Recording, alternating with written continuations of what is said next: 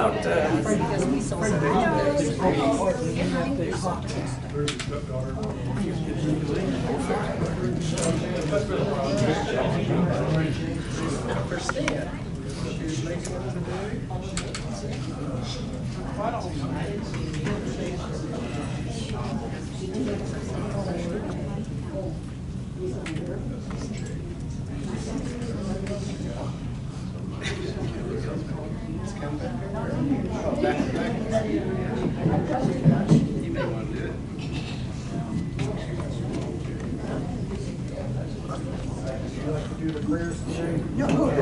All right, good afternoon, everybody.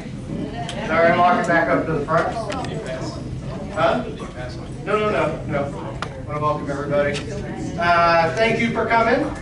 So before we get started, I do want to remind everybody that Lizzie is playing over in the, what do you call it, reflection gallery.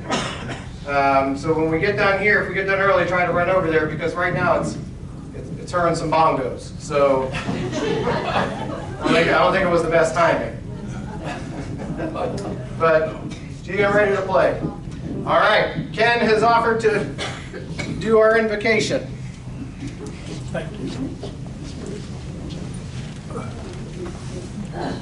Our Heavenly Father, we thank Thee for the many blessings that You have given us.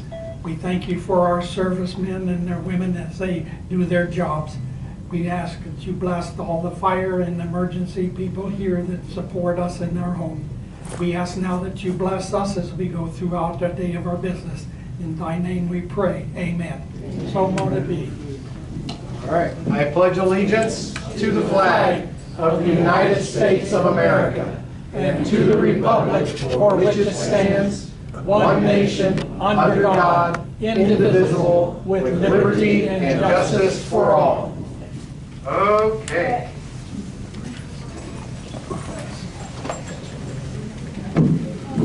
All right. So I actually didn't come here with much of a list today because we don't really have a whole lot going on because it's becoming winter, becoming Christmas. So we have the Christmas holiday coming up. Are you talking about the party? We got a lot of Christmas coming. All right.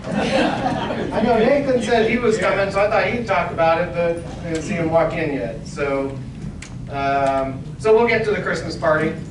Who is not RSVP'd for the Christmas party? All right, good.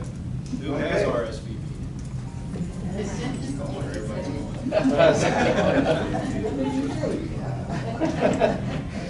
Okay. Well, Anita. Kind of explain it for the new people? Sure. So every year, except for last year, we do a Christmas party in December where so it's changed due to COVID, and we've actually decided to leave this format in place. So all the residents are invited to come up. We have two seatings, one at 4 o'clock and one at 6 o'clock. And it looks just like it does at 6 o'clock as it did at 4 o'clock. We made sure that everything looks identical. We take away all the food and we replace everything with fresh food so that, because what we had the first year when we talked about it, is everyone thought they'd just be getting leftovers, and it's not. It's fresh food comes out and looks pretty much the same at 6 o'clock as it did at 4 o'clock. So the kitchen works really, really hard. There is going to be a big bowl of shrimp, a big ice bowl of shrimp as always. I am going to tell you, bring a knife and fork because apparently we couldn't get the size we normally get, so they had to go bigger. So I don't know at what point you call them lobsters, but they're getting pretty big. So, and they ordered 20 cases. So if there ain't enough shrimp, I don't know what went wrong. But what I can tell you is Friday is shrimp gumbo, Saturday shrimp omelets. There's lots of shrimp, lots and lots of shrimp. But they do a carving station. There's usually like a tenderloin, a beef tenderloin, and pork. Ham and a ham. You're right, ham. So beef tenderloin and a ham. All kinds of desserts, all kinds of hors d'oeuvres. The violinist is going to be here. She did confirm that. So we'll have the violinist. I think she, or no. That is not what it's called. The harpist. Yes, vastly different. Vastly different. The harpist. Wow. The harpist is coming. She confirmed. I think she does a great job, and I think that's great music for the event and whatnot. So the Grand Line is invited. The OMC board is invited. The SMC board is invited.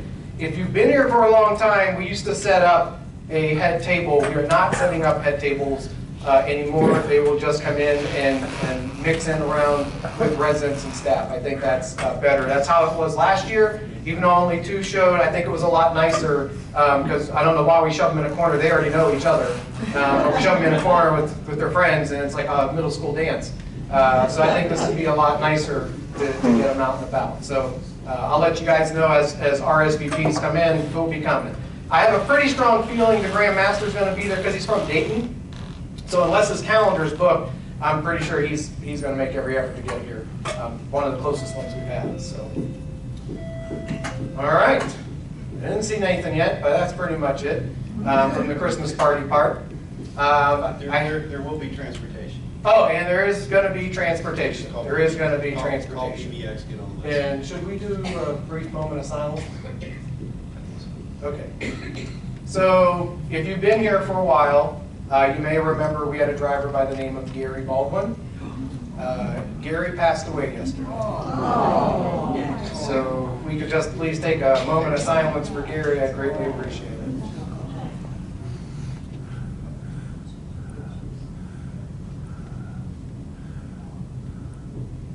All right, God bless you all, and thank you. So in celebration of Gary, I don't know if you guys know this or not, but Gary had a very big garden, and he made the world's best salsa. So we just cracked open my last jar of salsa and celebrated Gary with some chips before we came over. He did make amazing salsa, and it was just as good as it ever was. So, but yeah, he lost a long battle with leukemia yesterday. So it was sad. He was a great guy. All right, well, I have a new face behind me here. So most of you remember Crystal White. Crystal White worked here for a little over 10 years. She has moved on to a government job. So I do talk to her frequently. She's been working there for 4 weeks, and she's officially done one thing. So sounds like government work. She said, I've literally had one task. I had to complete one Word document. Other than that, I'm pretty much sitting here. So, but so we did hire in David Calhoun. So David, if you could step up here. David is the new Life Safety and, Director of Physical Plant and Life Safety. So please welcome David. Thank you. Happy to be here. It's a beautiful campus with a really rich history. A lot of you folks I've met already, been more than welcome in inviting me, so I really appreciate that. It makes this transition over here so much easier. So I look for serving each and every one of you in any capacity I can. And if you ever need anything, please don't hesitate to reach out to me. Thank you, David. And David does have, if you had Crystal's cell phone number, it just goes to David. And you're a day late, $1 short. I already talked about the party.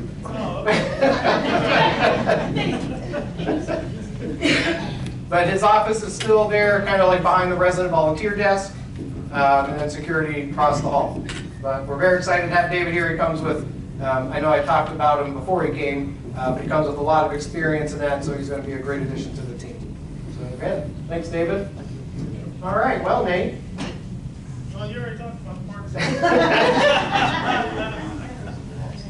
Yeah, I think Nate is in mourning because the Steelers lost to a 2-10 team. Twice. Twice. I tell you. I mean, he's a good chef, but he cannot pick a football team to save his life. Not the last couple of years.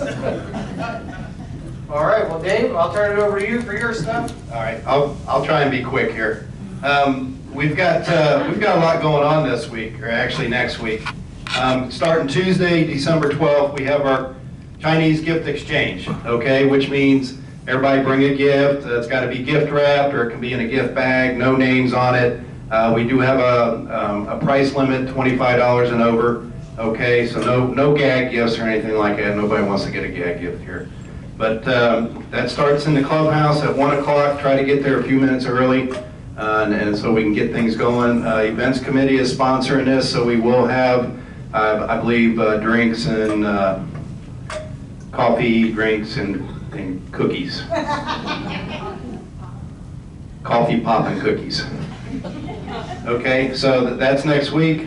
Please all come. We have a good time when we do this. Next, well, then 2 days later, we got the campus Christmas dinner that we just talked about. If you do need transportation down in the villas, please call the PBX operator and get put on the list. Okay. Then, the following week, Monday the 18th, we are planning a Clifton Mills trip to go see the lights. That's December 18th. Bus is going to pick up right here in the community center at 5:30. It'll be leaving at 5:30. There is a sign-up sheet out there. So please get on the list, and if you sign up, show up. Because I'm planning on 2 drivers, and I don't want to have 2 of them here and only have one. Enough for 1 driver. Okay? The next holiday thing we got the door decorating contest. This goes for Scottish Rite residents and also people down in the villa. Decorate your front entrances. We're going to judge it on the 21st, I believe it's Thursday. You probably all know Sheila. She'll probably be coming around taking pictures of the doors, and we'll be voting on them there. And it's a $25 gift card to the winner.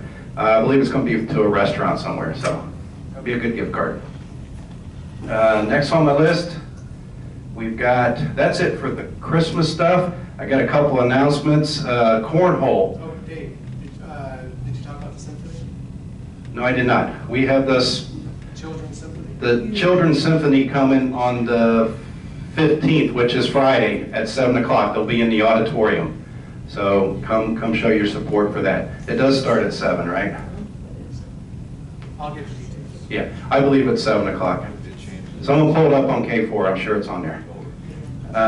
But Fridays we have game day over in the clubhouse where they play cornhole, and they are looking for more cornhole players. So if anybody's interested, they play every Friday at 10 o'clock, cornhole. It's good exercise, come on out and move your body a little bit. So next, the boutique.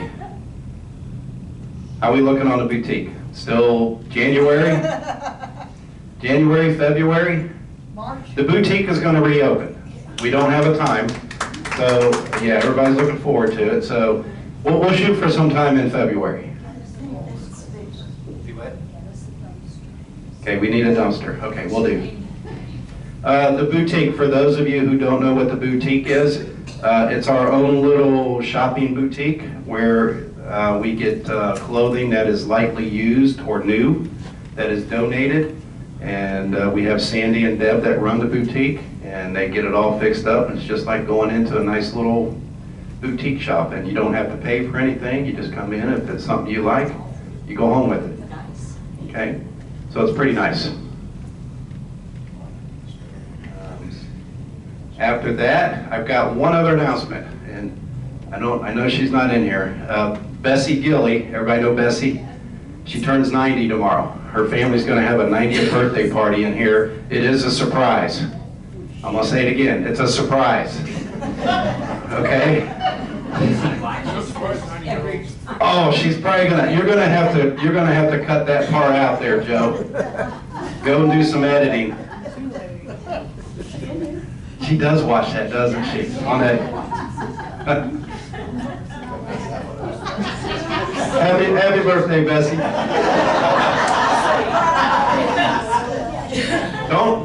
Don't replay this until after 12 o'clock tomorrow. 1 o'clock. You gotta tell Bill. I'll get on, where is Bill? Okay, I'll get on Bill not to play this until 1 o'clock tomorrow. Okay. 12:30 to be here. Okay? There, that'll solve that. See? Always a way. All right, well, that's all I got. Tony, you got anything else? I was trying to find that date, but it's not on K4, so for the choir. It's not on K4, but I did text Stacy. She just hasn't texted back yet. Are you talking about the youth symphony? Yeah, did I miss it? It's 7. On the 15th? Yeah. So 7 o'clock. The 15th at 7 o'clock in the auditorium. Okay. I forgot one other thing. One other thing, we have Ohio Living Scooter Power Chair Safety Assessment Training, okay, for you people that, I know there's quite a few I'm going to be calling this week, to go and get an assessment, and we'll give you some pointers on how to operate your scooter in a safe manner. And that is going to be on Wednesday, the 13th, in the auditorium at 1 o'clock.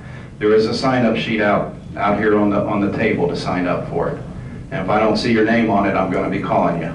The ones that I ran into my office door and... Okay, Stacy just texted me and said it's 6:30.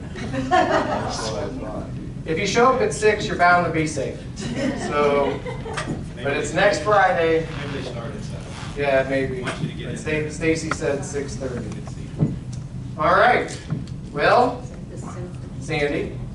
I want to give an update on Springs. Oh, If I can. yeah, absolutely. I was going to mention it. Sorry. I just wanted to let everybody know that we have a relative sum of what we generated from our sprigs. Sprig's goal is to do 10,000 a year to put back into the Ohio Masonic Organization. We had 6 weeks to put our event together. We made almost $8,000. It was fabulous. And I want to thank anybody and everybody. I could send cards, but it's just, it's so much easier to say thank you for anybody who made a craft, for anybody who made a baked good, for anybody who came and spent hours helping man booths and set up and tear down, but it was wonderful. And Friday night was absolutely magical. I said when they started all this, I have one concern. One concern is all I have. Now everybody else has a lot. I have one. How are we going to make this look like a winter wonderland on Friday night? And I was told, don't worry. No, I don't. It was magical.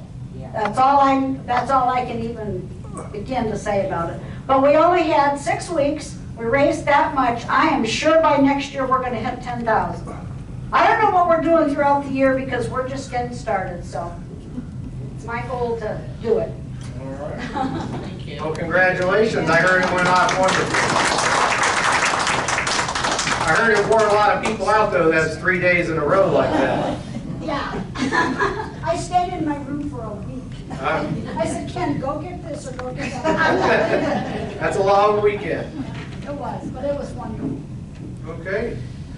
Well, like I said, I don't really have much to go by. We don't really have a whole lot of change. Our 5-star rating is still a 5-star. That came out near the end of November there. So we're still a 5-star in skilled nursing as a facility. And one of our IL residents just discharged today, and she gave me a 5-star rating and a thumbs up for the care she received. And I'm not going to lie, I was a little worried about how that review was going to go, so it went good. So I'm happy about that. We don't really have a whole lot. Like I said, we're just planning for the holidays, trying to get everything together, trying to help people where we can, and trying to make the campus look beautiful. So if you've noticed that the castle hasn't been lit up, we did get the outlets taken care of, so they now have power, and they've been working on getting the lights on the castle. So I don't know, I did not see it lit up last night. Was it? Okay. Yeah, a little bit more we're going to add to it, and we're going to look to see if we can maybe go down the driveway a little bit too. Oh, good. Brighten it up, So more to come, more to come. But we had to take care of the power, got the power taken care of, now we can light the castle up again. Okay, Ken. I'd like to thank you and everybody else that's concerned with making the lights in the wood shop. We've got a whole new system of lights, and man, it's great. You can almost see anything without a shadow. This is really great, and I thank you and your staff for that. It's very great. Thank you. Well, thank you, and we appreciate that. But now you got those new lights, and today I smelled something burning. I did that, and they came around and wanted to know if I was setting fire. No, Just I don't know if you guys know this or not, but I can tell what he's working on, at least what species of wood, by the scent in my office, because it's right there. And when the power goes out, I lose my power because somehow they tied my office into the wood shop. It's difficult sometimes, but all right. Everyone eager to go see the music? Oh. When we first discussed, it's kind of a serious topic. Now we talked about the holidays and all. It's come to our attention that a lot of the residents were concerned about, myself as well, with the recent rent increase, taking back previous rent increase. It's pretty substantial. I'd spoken with Steve Pettigene in February, I guess, and expressed my concern. I wanted to have see if you guys could step up and convert the Walter Frank and get that revenue stream in here. That's a lot of money to sit on the table. And my worst fear happened last week when we got the letter. It was an astronomical rate. How did you go about figuring out? I'll cover that. So what Steve asked is, he said it comes to concern a lot of residents about the rate letters that come up. Now, I was hoping that shoving you guys off to music was going to bypass this topic, but it didn't work. But then he said that he had brought up to Mr. Pettigene about converting the Walter Frank Center into a revenue-producing center to help offset that. So, I don't know if you know this or not, Steve, but we actually did submit a letter to the resident council letting them know that we were going to take back the Walter Frank Center and renovate it into sellable space. Then, upon researching, the Walter Frank Center is actually covered through a donation to the foundation with an endowment. So it got a lot more complicated because it's now based off of somebody's wishes and donation of how it got converted. So we had to drop that at that point because until we can research all the way down to where the initial donation came from and how it was worded, which I can't remember when it was done, but it's been there for a while. We cannot take that back at this point. So that's kind of where we ended up. We actually did go down that path. We even went down there, took measurements, and started to figure out what it would take to convert it from a cost standpoint. We presented the letter and whatnot. Didn't even have a going away party. Yeah, we did. Yeah. And then when it came to how did the Walter Frank Center start and where did it come from, then it was decided at that point that we were going to put that on the back burner until we can further find out, because there is an endowment that's attached to it. Is that forever and ever? I mean, Is it That's what we're trying to find out. Is it possible that it's in perpetuity? Very much so. That's what we're trying to find out is the original, like, I'll call it charter, because I don't really know the verbiage, but there is like an original donation intent. And if you understand how donations are made, if you donate money and you do not earmark it or give us a specific topic, you can use it for whatever you want. But if someone donates money, and a prime example is the shelter house.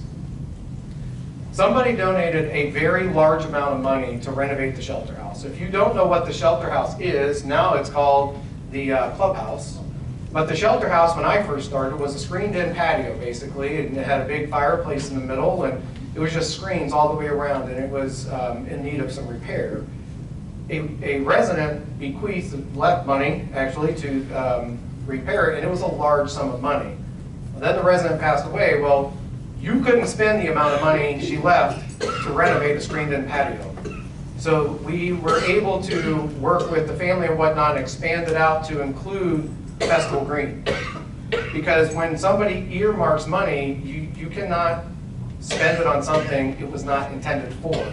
If you do a project and someone donates us $100,000 to put in a fountain, and I put in a fountain and it's $90,000, we usually go back to the donor and we say, hey, this is $10,000 extra. They either add to it, or maybe they donate it as an endowment that you can use to gain money from for upkeep, or you give it back. So there's kind of how it works. So that's where we're trying to find out how the Walter Frank Center was set up, because it is attached to an endowment after we started researching it. So that's kind of where we're at with that.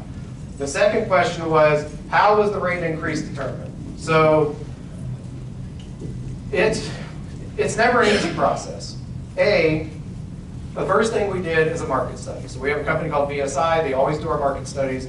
They did a market study for us. So that market study puts our rates against our local competitors, state average, national average, kind of see where we fare. Our rates are usually right about in the middle. Over the past few years, other communities in that have seen significant increases. Some local communities here have seen increases up over 16% a year. The national average is 12.8% or something like that. It's right around there. It's the national average for increases. Our increase this year is actually the same as it was 5 years ago. That was the same increase, the same percentage of increase. Obviously, it's a little more dollars because it comes up. But we did the best we could to find an increase that helps offset the ever-increasing costs and expense of doing business, but trying to be mindful of the people that we take care of and how it impacts them. So it is a very long, arduous task that we sit down, we pull in a market study, we look at our rates compared to the local rates, state rates, national rates, all those things, at every level of care. So we look at, we take the villas and we compare to other villa and condo communities and different things like that, and kind of get an average of where you're at. We never want to be the most expensive. We know we can't be the cheapest either because of things that we offer in the programming, but we always make sure that we're pretty much right in that middle. So this increase, I know, seems big, but it's not any bigger than what we've done even in my tenure. I've been here 8.5 years. So it's just bigger than it has been maybe in the last few years. And I think 2020, I think it was, or 2021, I think we did 3 or 3.5%, and this year was 5. I mean, please understand, if we didn't have to raise rates, we wouldn't, but that's how we go into everything. Because of course, once we raise rates, it also changes how we market, and there's different things that way. Some other things are we are actually changing street rates on some levels of care. What does that mean? It means that you guys may be getting new neighbors who pay more than you do, because we have to find ways to get ourselves more market competitive without taking it out on current residents. How do we do it without doing a 16% increase? Some of those ways are in certain things. We may be doing a 5% increase to current residents, but the rate we're going to market may be a 10 to 15% increase. So you may see when you look at marketing material and be like, well, that's not what we pay. Well, you're right, because we have to try to right size where our revenue comes from. And so what we've made a decision is try to minimize what we can, where we can, on the increases on the campus, but then how can we move this up to get more market, more market stable. And what we've done in some areas is increase new residents coming in. Thank you, that is an excellent explanation. Well, I hope. Thank you. Question on that donor, going back to track. Is that donor still alive, or is I do not believe the donor is still alive, which also complicates some things when you don't have the donor living. But no, I do not believe the donor is still alive. we don't know how much it was? I do not know. The foundation was researching it, and that's how they came up and found out that there was an endowment, because I didn't even know there was an endowment. Honestly, I didn't know it was done with donation. I thought we just did it, and then we named it.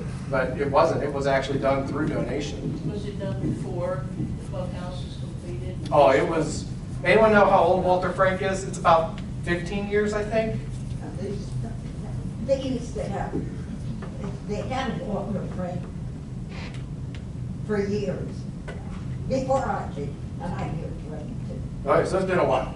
Because if you extrapolate these raises last year and this coming year over the next 5-6 years, it's going to take these rents up to like $3,200, $3,300 a month. So that's untenable for a lot of people. There's always that balance of what, where do the rates go, and how do you manage how you increase and how you don't. So the first thing we try to do is, before we decide any rate increases, we start going through our expenses in our budget, which, David hasn't been a part of it yet, but Dave's been a part of, the budget cycle. That's something that we spend a lot of time on, sitting down through the budget, going through expenses. At SMC, we do what's called zero-based budgeting. So if you don't know what zero-based budgeting is, So if you were, think about when you had children and you gave them an allowance, right? Your children, they budgeted off that allowance. Zero-based budgeting is I give you no money, you tell me why you need it, and then I decide if you want it, and then we give you the money to pay for it. So that's kind of how we approach setting our budget, because our goal is to be the best stewards possible of the residents' money that we have to try to run the business as efficient and effective as possible, but meeting the needs and trying to take care of the campus the best we can. And this campus, unfortunately, will never be able to overcome the financial burden of some of the repairs and aged systems that need replaced. So we take it kind of one step at a time in different things. I can't remember who it was I was just talking to the other day. I can't remember. I was talking to a resident on Tuesday, and they asked me about a project. And I said, well, that project's actually been on my capital budget for 2 years. Well, why didn't you do it? Well, I had pipes break, cost $150,000, so I lost that much money. And so you have to look and prioritize all the different, all the different things that happen, and then you kind of go through. So like one of the things that we desperately need is a new laundry truck. Because we use a laundry truck with a lift gate. Some of you have seen it move people on campus.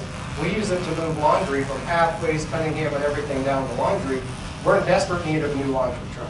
So I'm going to buy a new laundry truck 1/1 of 2024 because I got to hurry up and buy it before we need the money for something else that breaks. So we're going to hurry up and try to get that thing because that thing's on its last leg. It has a sign that says, sit down, shut up, and hang on, because that's about how it is to drive it. Scott and Steve actually had to drive it to the fairgrounds, and I said, well, good luck. We'll be making back. But yeah, the rate increases are not something that's ever easy. It's definitely not something that we take lightly, and it is something that we focus on, what do we start with? So the process of how we get to a rate increase starts with 0, and then we have to unfortunately try to work up to see where we can get to help balance the budget. But that starts with what do we look like from a budget revenue perspective? What can we look at from a census stabilization or census increase aspect? And then what do we need to try to make up from a rate increase? And at the end of the day, the rate increases still don't make up the difference, but we have to do a little bit where we can. I presume that Cunningham is in this increase too. I never got a letter on a rate increase. You're challenging my memory. Some Cunningham did get that. Yeah, some levels of care, each level of care is looked at individually, because assisted living has a different market than the villas, which has a different market than Scottish Rite, which has a different market than skilled nursing. I do believe it did though. I know across the board in AL, we did make a change in the tiers. So if you're not familiar with assisted living, it has 4 tier levels. So tier 1, 2, 3, 4, real complex, 1, 2, 3, 4. And you raise up in tiers as your level of care needs increase. Well, over the years, what happens is as you increase by a percentage, the gaps get weird. And it ended up being like a really big gap between 2 tiers. So we just leveled them out to an even amount, and then from here on out, when we make any adjustments, it'll be to the base rate, and then the tiers will just go up in that increment. Because what was happening is it just, that increase exponentially started spacing them out, and it started to get uneven. When the care that is delivered stays consistent, but then the gaps got uneven, we had to right size them. So like some people's increase was a little more just simply because they were in a tier that got bumped a little more than the other to even them out. Didn't get a letter about that. Okay, I want to check on that. Well, now you might. Do you receive your bill, or does it go to somebody else? No, I received it. Okay, because that's who we send it to, is whoever receives the bill. So Well, it would have came November 30th or December 1st? December 1st. December 1st. Yeah. Maybe on movie. I just would like to know. Danita, did you have a question? Oh, okay.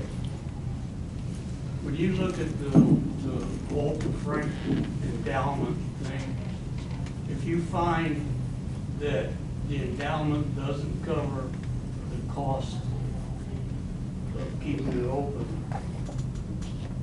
what would you do? Say, well, we can't refuse this money, or? I don't know. So the foundations usually, they know all those answers. I know enough to be dangerous when it comes to like the donations and how all those parts get set up. That's why they're in charge of it. So I mean, that's a good question. If the endowment isn't enough to cover the operating expense, or, you know, and the way I look at it is if it's not enough to cover up the revenue loss, you know, that's something to be determined. But I don't know the legalities behind how all those things work. That's what Rob Hannaran and Steve Pettigene, they're well more versed in those laws and things than I am. And just an off-the-wall comment, when we received your early Christmas present, the rent increase, I looked at it and I thought, well, that's $137 a month increase for us. And at that time, I thought, okay, why are we here? Because it went up close to $1,000 last year. It's going up over $1,000 this year. Oh, annual. Okay. Annual. Annual. I get it. All right. But it's still an increase. All right. And so it makes me wonder, when does it ever stop? I know it stops when I die. But if I looked at it also, a 5% increase, which I think is what it equals out to. Yep. I get a 3.2 cost of living expense, you know, increase.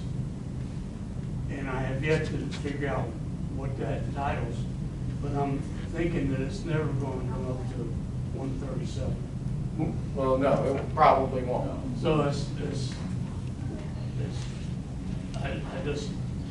I'm confusing myself with thinking that. Phil, what that is that 3.2 is the Social Security bill. You also increased the Part B of Medicare. Oh, yeah. I forget how much it is, so it comes to net about $30 a month, so it's not much of anything. Yeah, no, but for me, usually the 3.2 is pretty much everything I get. Right. They increase it like that. So they also increased the Part B.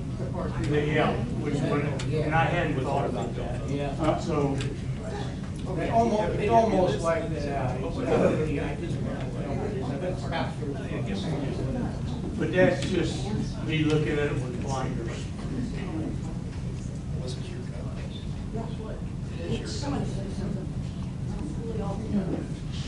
That wasn't me. No. My understanding is that wherever I am in my life, whether I'm in Sutherland, Independent, or I'm in York, or Ripley, wherever I am, when my money's gone, I still stay here, is that correct? Yes. So, when my money's all gone, you're not gonna kick me out. No, So and you we know what? can, no, we can cover Until that. we have to reevaluate. And Jack, you bring up a good point, and we can talk about the financial assistance, because there's Let two. me tell you something. Let me finish what I Okay. Well, if you're on my side, take the mic. I am on your side. I can't think of a better place to live. Right. I don't care how much it costs.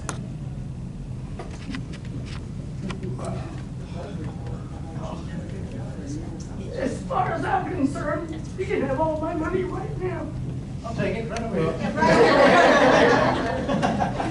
So, Because I'm spending it too fast. it's all that. rent increase. There's a package in front of her door every morning. I know. So she brings up a good point about the financial assistance. And I don't know if everybody understands how financial assistance works. There's actually two parts to financial assistance. If you are Masonic, when you apply here, some people come in and they don't have the ability to make all the rent. So we subsidize it through the Masonic Financial Assistance Program. So you've already heard me talk about the foundations. Sandy talked about the Sprigs, which is part of the foundation and help raising money. That money goes towards the endowment. The endowment is used to care for master masons or wives and widows, right? That's our obligation. We do that through financial assistance here on the campus, and we also do that through the Resource Center. So the Resource Center helps masons across the state at home, from things like repairing a roof or replacing a hot water tank for indigent, deserving masons.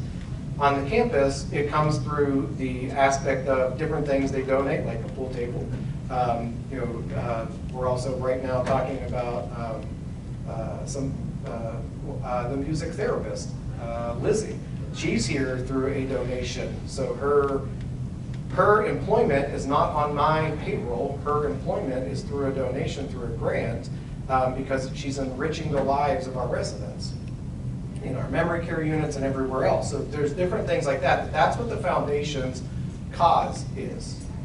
So the financial assistance, if you are Masonically affiliated, which means you are a Mason, you're Eastern Star, you're Prince Hall, or you're the spouse or widow of a Mason, then you qualify for the Masonic Financial Assistance Program. If you outlive your resources, or if your resources aren't enough to cover your current level of care, that's where Masonic Financial Assistance comes in. So there are a lot of people on here who are not Masonic. So when you apply and you're not a Mason, or you are a Mason, the application process is the same. You have to fill out a financial application, right? Everyone remembers that. You tell us how much money you had. You had to count everything under the mattress and list it all out. And then we go through it and we decide if you do or do not qualify. Well, what does that mean? Do I qualify or did I not qualify? So the life insurance industry creates these things called actuarial tables. And the actuarial tables take in a whole bunch of different factors, and they run millions and millions of scenarios to come up with, if you have a woman who's age 78 and she's looking to come into independent living, you can anticipate her to live 9.72 years. You can anticipate her to be this long in a villa, this long in assisted living, and this long in skilled nursing. And based on that, with this as the average rent and this as the income and assets, there's a 30% probability that they may need financial assistance, right? It's a long, complicated table, lots of math, slide rulers and stuff to come up with it, but that's how it works. If you're Masonic, it's a different qualification factor because we have the financial assistance program to fall back on.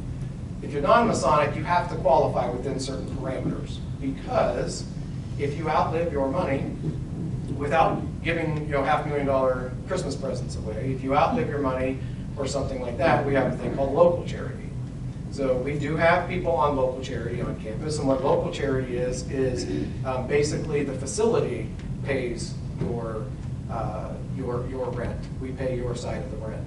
So there is financial assistance. It's not something to bank on. It's something that's very well calculated as we're going through. But the Masonic Financial Assistance Program is set up specifically for that. That's what it's there for. That's what the foundation raises money for. That's what we have all the events for, is to support that program, the Masonic Financial Assistance Program. And then for non-Masons, like I said, there's a local charity, because we do all the pre-qualifications up front. When you come in, you sign an agreement, and the agreement talks about how the money you listed is the money anticipated to provide for your care.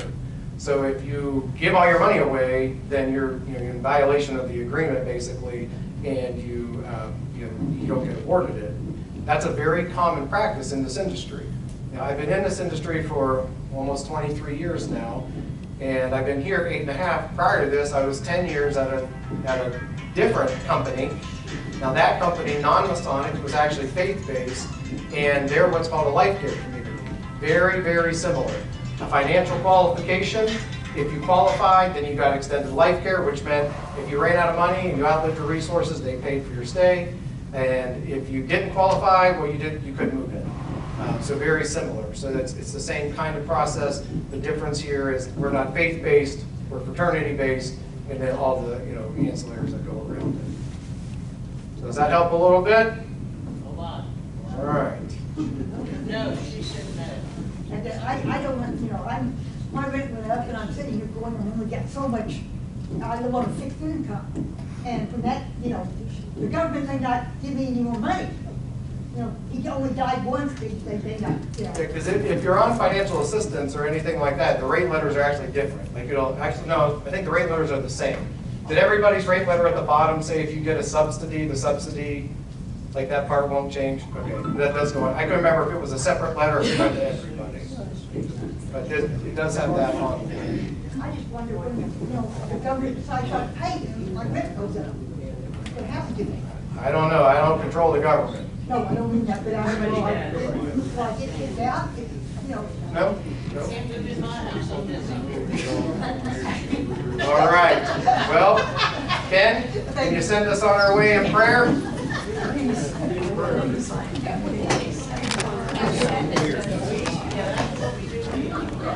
Stand if you're able. Our Heavenly Father, as we are about to depart this meeting, we ask that you be with each and every one of us as we go about our lives. We thank you for the leadership and the people that are in charge of everything. We thank you for theirs. And we ask now that you bless us as we go about our lives. Amen. So mote it be. All right, thank you, everybody. And actually, you know what, Dave? We have a birthday today. Should we announce the birthday today?